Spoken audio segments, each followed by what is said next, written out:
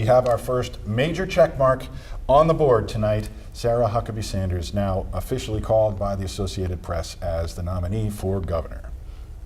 Yeah, again, the Associated Press just calling that, and we will be checking in with Sarah Huckabee momentarily.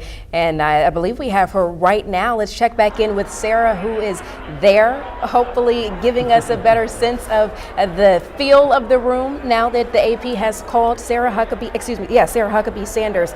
Sarah, fill us in.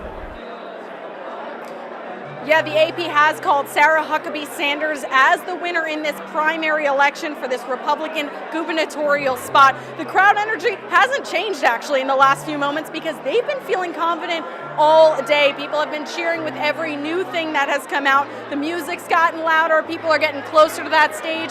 Sarah Huckabee Sanders is actually expected to come out and speak to the crowd in just a few minutes now, so we are waiting on that. But again, I mean, people are already kind of singing along to the songs here. If you hear that, there are signs. The AP has called it, but before that, you know, there were some rumblings about that. There was that big lead, so people were already pretty excited for that.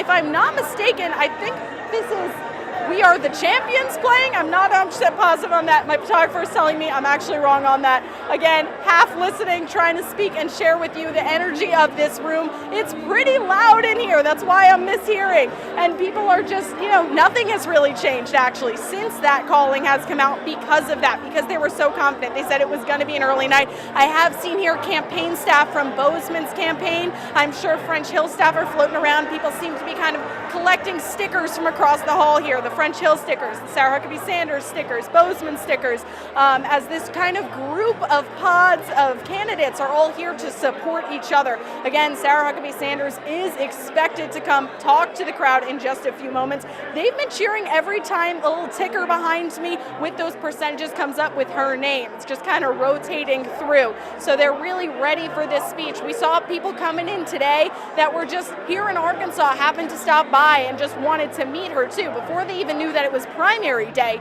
We also spoke with her father before, who from the beginning said that he was excited for the night to get started. He said he was proud of her, and he said he figured she might be, if she becomes governor, she might be one of the first people in Arkansas, if not the country, to have grown up in the governor's mansion and then become the governor. So definitely a lot of interesting tidbits there. He also told us that it was pretty interesting to be on the other side of the campaign. He was the former governor, and now he gets to support his daughter in that trial. So he was excited. He said he was feeling confident before, and I'm sure if I talk to him right now, again, not much have changed. For now, we'll have the latest details, don't worry, and she'll be out here in just a few moments to talk to the crowd as this race has just been called. For now, reporting in Little Rock, Sarah Huckabee, THV 11 News.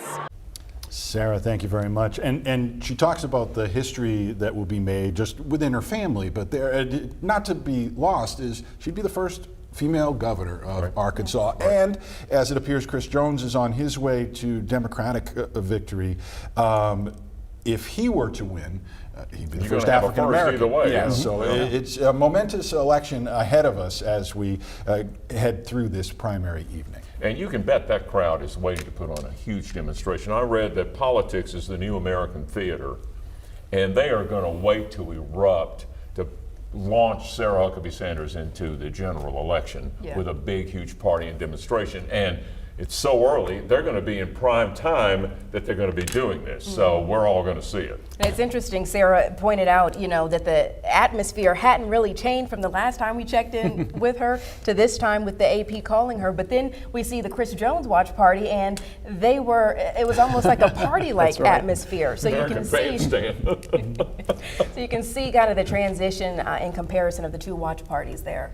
Makes you wonder what the race is going to be like. It's going to be exciting.